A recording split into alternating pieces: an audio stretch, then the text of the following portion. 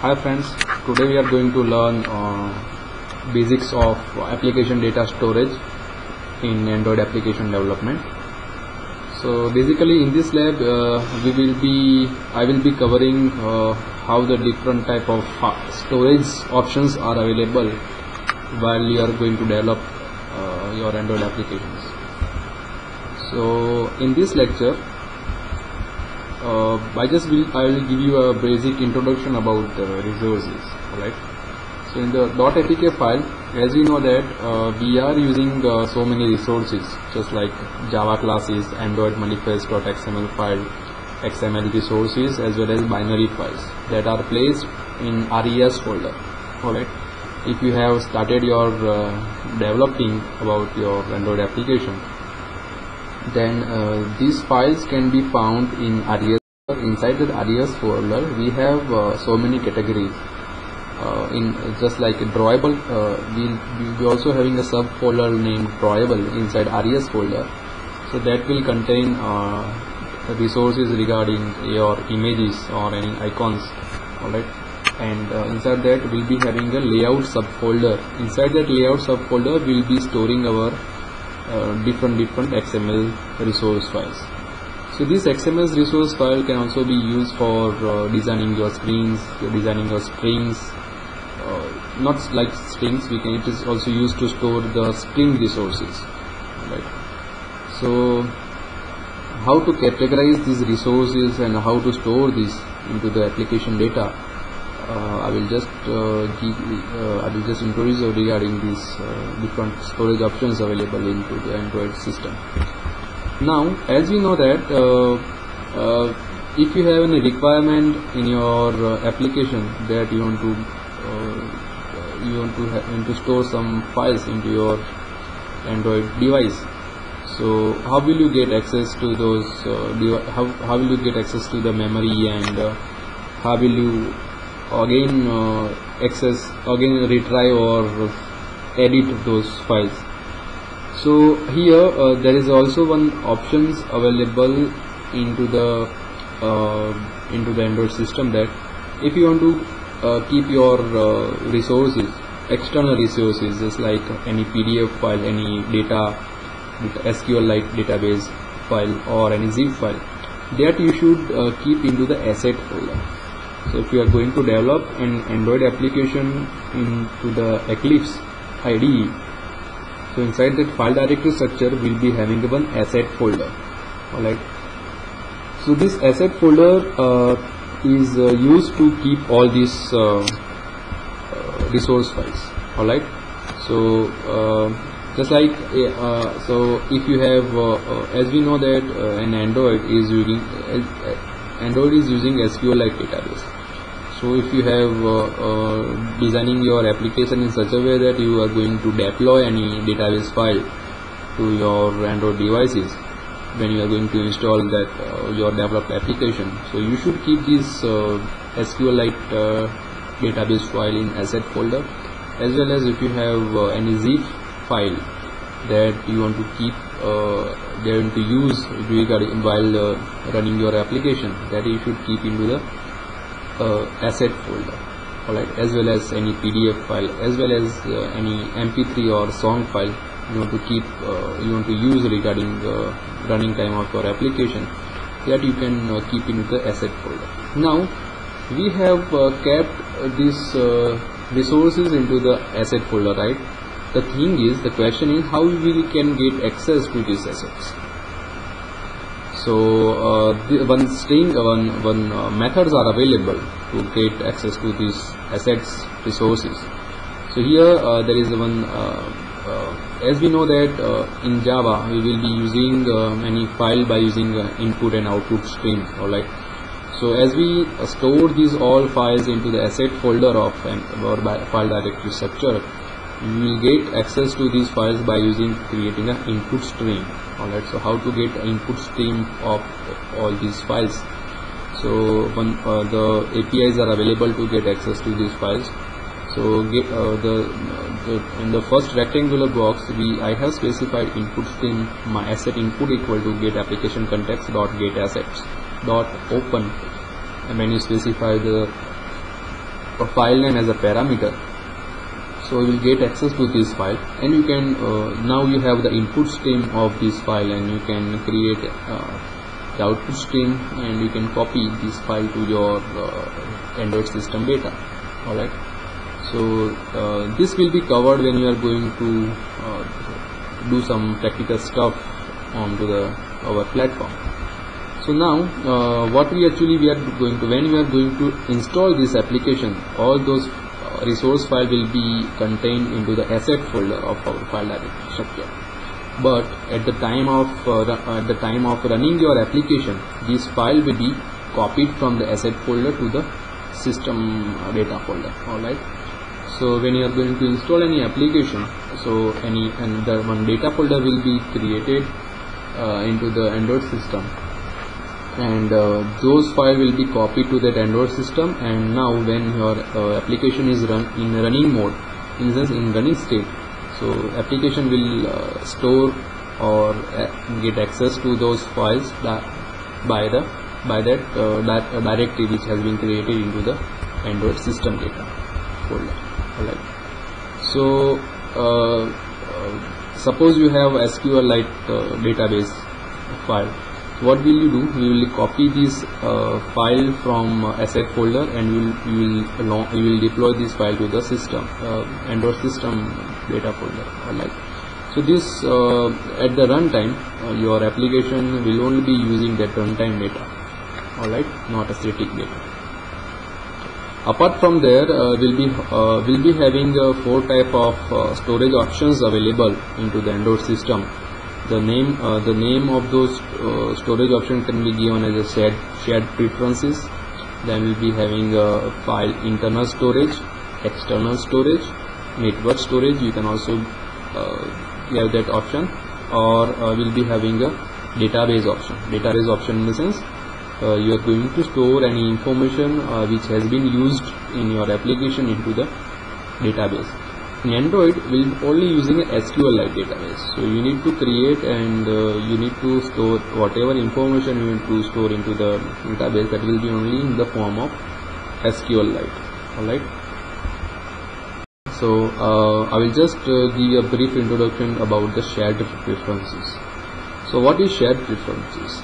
So shared preferences just allows your application component to modify their behavior. Alright, so in this suppose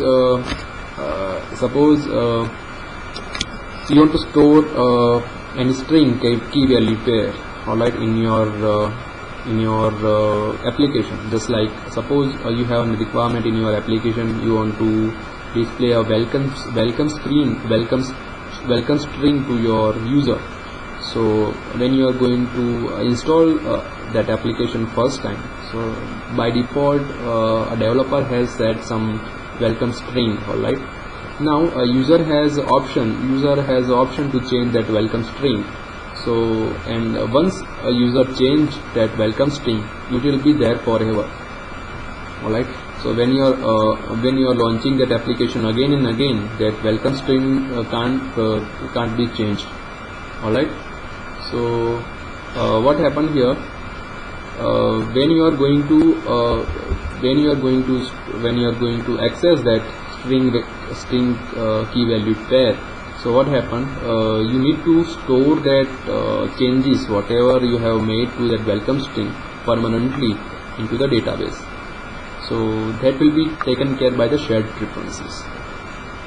So here we will be using primary in the shared preferences. We can store this much data type values of type boolean, integer, float, long, and string. Alright, and this can be shared among the all components of your application. So there is no need to access outside the application, and those can also be internally stored as data files. Alright, so access using Android. These shared preferences can also be accessed by the Android.content.sharedPreference classes. So here what happened, when you are, suppose I just gave you an example of regarding the welcome string. So what happened, it is in key value pair, so you need to assign a key to this welcome string, and those welcome string will be identified by the value of that key, and you need to store this as a key value persistent pair into the preference XML file. So this was one example of primitive data type of string. You can also store the integer, float, and long just like that. Alright. So, and these shared preferences will be shared among all the components of your application. So whatever which are the basic components of your application, those will be can be activity, can be string, broadcast receiver, or content provider. Those can access this primitive data type. Alright. So you will you'll get this stuff when you're going to access your lab on our platform. So how to access these shared preferences? So this is the syntax how you can get access to these shared preferences. So you need to create shared preferences of a shared preferences class object name settings equal to get application context dot get shared preferences, and you will be passing capital S as the name of that file, and you are going to open into the private mode. So just like that, you can also give the another name as a capital U as a first parameter. So those application level preferences can be divided into groups, just like giving the different names. Alright. And if you want to go for the activity level preferences, then you can go for you should specify the activity.get preferences. Alright. So this and passing mode underscore one underscore readable, so that will be readable mode.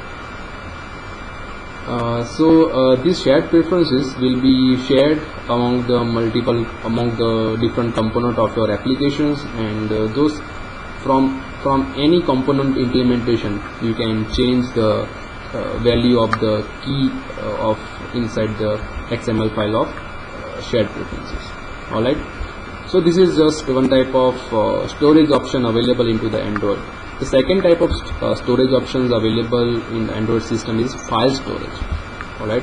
So file storage in terms of the memories that your Android devices have.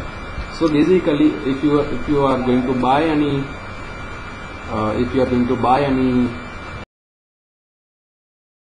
for the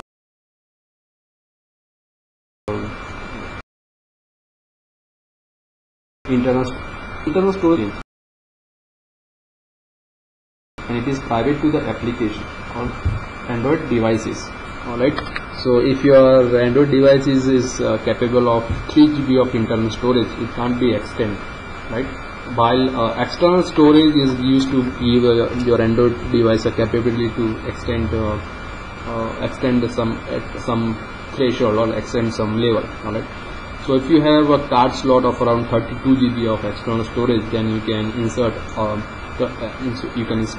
a SD card of 8 GB, 2 GB, 4 GB, 16 GB, as well as the maximum capability of that card slot. Alright. But how to get access to this internal storage as well as external storage?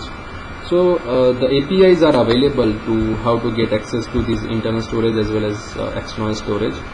So we will be covering these different type of methods available for getting access to this internal storage and external storage at the time of when you are going to do the lab on platform. So as we know that any application may have requirement to store some files onto the Android storage system. Alright. So if you are going to use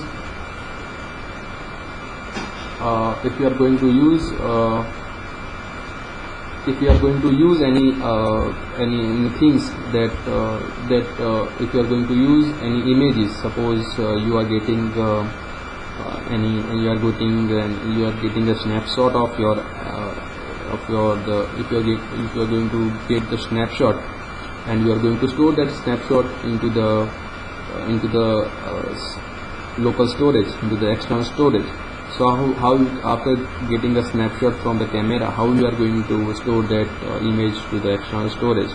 So So that will be considered by the different APIs available for the external storage as well as the internal storage. The thing is, internal storage is fixed to your Android devices, right?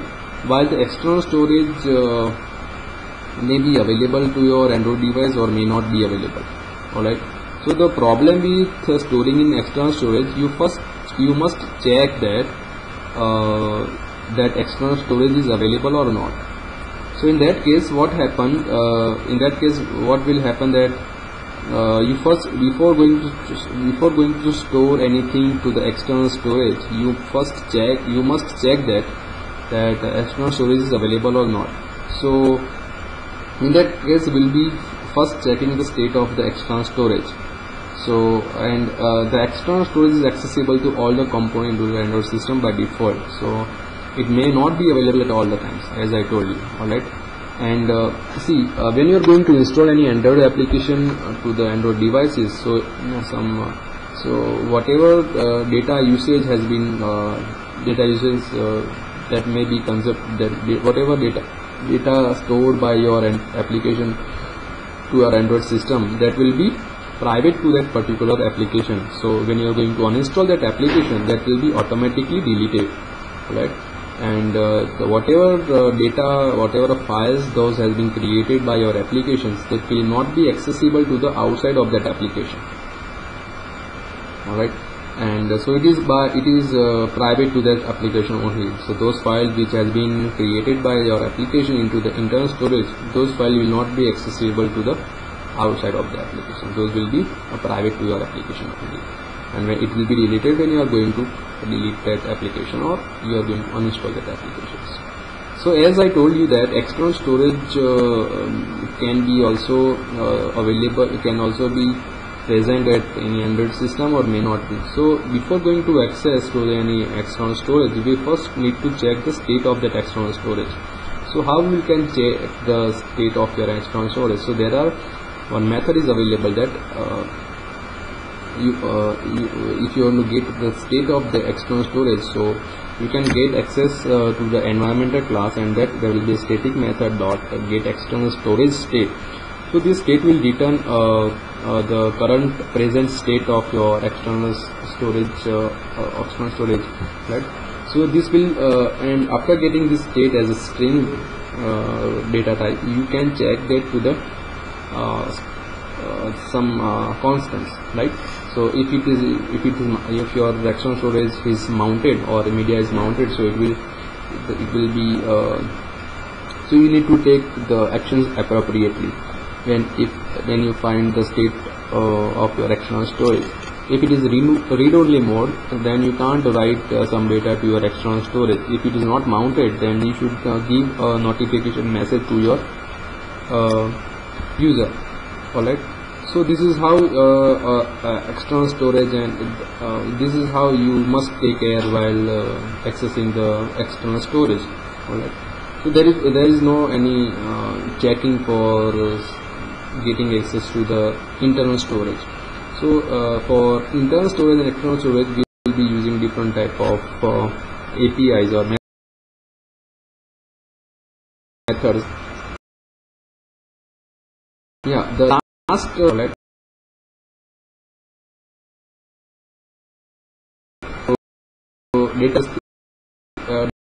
database be using SQL-like database. Alright, so as you know that in Android system we will be using SQL-like database. So SQL-like database is lightweight database, and it has been implemented into the Android system for storing any file or storing any information. Alright, so based on the requirement of your developing applications, database can be also pre-packaged or it can be created at the runtime. So here you may have a requirement to create a database at runtime, as well as you can also deploy your own created database while installing the application. So suppose you are going to develop application for the dictionary. Alright, so what happened in the dictionary application, you first create your own database regarding the words and meanings of those information into the database. And when you are going to install this application onto the Android system, what will you do? You will create you will copy that database from the local file structure to the Android system. Alright, so in that case, what we are going to do, your database is already pre-packaged, and you are going to copy that database from your folder to the system folder of Android system. So in that case, you are going to use pre-packaged database, while in some applications you are going to create your own database. In that case, you need to implement the create queries. Alright, and this database can also be created into the internal storage as well as external storage. So if you have created that database into the internal storage, so when you are going to uninstall your application, so that database file will automatically deleted from your internal storage. And if you are going to store this database into the external storage, you will have an option to delete or not. Alright, so in external storage, basically we will be looking for two type of storage options. One is public storage option, is private storage option. So you may have created your database in such a way that it can be also be used by the other applications. So suppose you are going to create a you are going to create a photo edit application. So what happens if you are going to create any photo, or if you are going to create any snapshot, and if you are going to store that photo into your external storage. So now if you don't like that application, if you are not using that applications, and when you are going to uninstall that applications, what happened? Whatever file has been created by this application should not be deleted. Alright, that doesn't mean that if you have created a file from an application, that also must be deleted when you are going to uninstall that application. So in that case, you are going to store the files which could be created by your application into the public manner. So in that manner, what happened? You are going to store the files created by your application in public manner. So other applications, just like a gallery application of your Android system, can also get access those files. So how to access this type of APIs, that will be seen when we are going to create the lab. Alright. And as I told you, that you will be also having one option for creating how your database file be handled when you are going to install that application. So if you are going to store into the internal storage, that will be deleted when your application is installed. Right. And so as we know that we are going to use only SQLite of database. Alright, there are so many type of database available into the market, just like Access database, SQL. Alright, we can also use MySQL, but here those are the very heavyweight database. But in Android system, we will be using the SQLite database. Right. So for creating any database, you must extend SQLite Open Helper class. Alright, for DB creation and management. So if you have any requirement in your application that you are going to create any database for your application, so you must extend a class, you must create your own class. That class must be a subclass of SQLite Open Helper. Alright, and after extending this class, you are going to create your own database. You are going to implement all type of queries. So these things will be we will be seeing when we are going to use our labs. Alright. So basically, after creating the SQLite database, we will be implementing 4 different type of queries. Alright. One query we can say is select query, insert query, update and delete. For select query, we will be having a dot query method. Alright. So inside that we will be passing a different parameters for selection of the information from the database, as well as for when you are going to update. So we will provide any information that which row you want to go into update into the database. Right. So what will we do actually? See, when you are going to, if you have requirement in your application for creating a database, so you are the mechanism is like the designing part of like that. You are going to create a two class. All right. So one class is used to create and maintain of the database, while other class is used to implement the queries on that database. All right. So the second class which are going to that we dependent class which are going to database. Then this is how we will look forward for when you are going to see the database. So if you are going to use or implement the lab in our platform, so you will find that for implementing a database we will be having a two type of class. All right. So this is what this webinar was intended towards today. It was regarding different type of file storage options, different type of storage options available into the Android system. So I'm just giving you summary that basically there will be a four type of storage options available. One is database, one is shared preferences. So the shared preferences is used to store a key value pairs. All right. So those key value pair internally will be stored into the database. That will be maintained by your system only. Second part of storage options are internal storage options, internal storage or external storage. External storage in terms of SD cards and all. Alright, so basically there are multiple methods available for accessing this type of storage options. So that will be covered into the labs. So this is what your lecture was intended to. Thank you for listening.